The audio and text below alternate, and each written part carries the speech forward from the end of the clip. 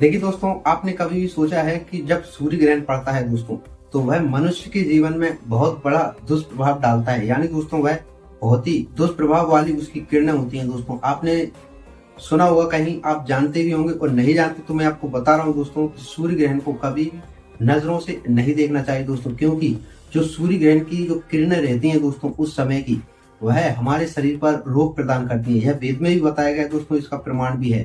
ठीक है, जब हम अपनी आंखों से सूर्य ग्रहण को देखते हैं दोस्तों, तो उसकी रोशनी दोस्तों हमारी आंखों पर दुष्प्रभाव डालती है, जिससे हमारी आंखों की रोशनी कमजोर होती है। यह सूर्य ग्रहण का महत्व है दोस्तों। यानी सूर्य ग्रहण हमारे जीवन में इतना दुष्प्रभाव क्यों डालता है दोस्तों। और सूर्य ग्रहण का दिन बहुत उत्तम भी बताया गया है। यानी दोस्तों वह हमारे शरीर के लिए बहुत बुरा है। यानी दोस्तों हमारे शरीर पर रोग प्रदान करता है सूर्य ग्रहण का समय। ठीक है, और उस दिन दोस्तों वह उत्तम भी है। उस दिन दान करने से आपको कलयुग में भी 100% फल मिलेगा। यह भी विधान है दोस्तों उसका। यानी दान करने, कौन से दिन में दान करने से आपको पूर्णतः फल मिलता है, वह है दोस्तों सूर्य ग्रहण का दिन।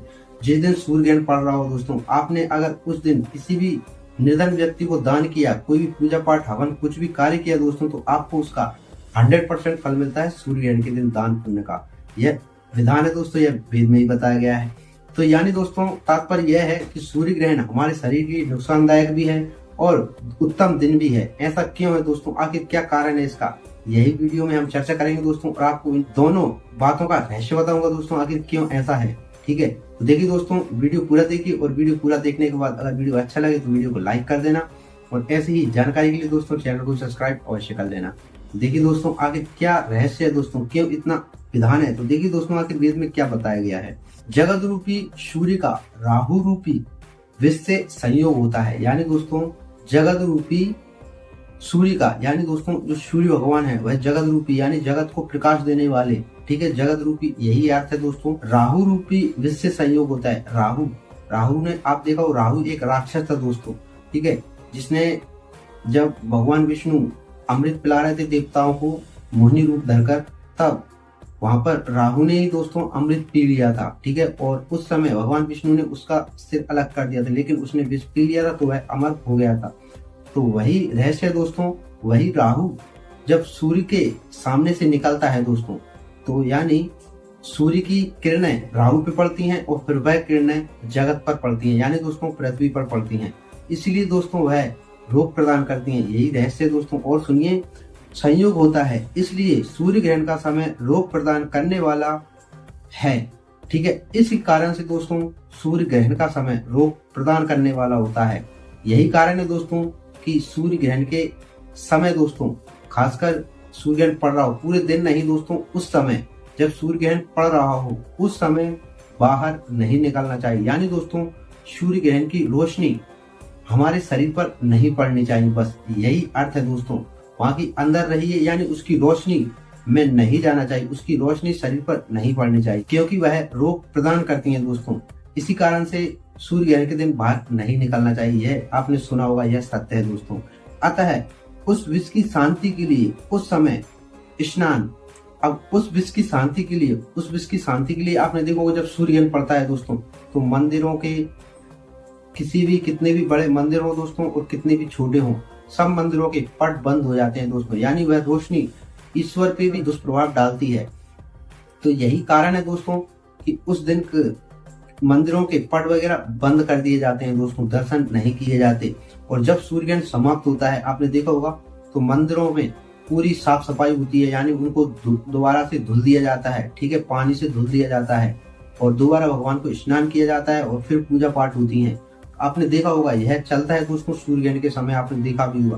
तो यही कारण है दोस्तों, वह रोशनी दुष्प्रभाव डालती है दोस्तों हमारे शरीर पर भी, पूरे संसार में, पूरी पृथ्वी पर वह रोशनी दुष्प्रभाव डालती है। और उस रोशनी की शांति के लिए, यानी उस दुष्प्रभाव को शांत करने के लिए, धुलने के लिए यह सब कार्य किए जाते हैं दोस्तों। यानी दोस्तों उस शांति के लिए, ठीक है, उस शांति के लिए क्या करना चाहिए, मनुष्य को स्नान, ठीक है, स्नान करना। जब सूर्य ग्रहण समाप्त हो जाए तो आप स्नान कीजिए, और उस दिन दोस्तों दान वगैरह कीजिए, और जप करना चाहिए, यानी ईश्वर का भजन भक्ति कुछ भी करना चाहिए दोस्तों। ये 3 कार्य। स्नान करने के बाद दोस्तों आप कोशिश कीजिए दोस्तों, किसी निर्धन को कुछ ना कुछ दान अवश्य करें दोस्तों।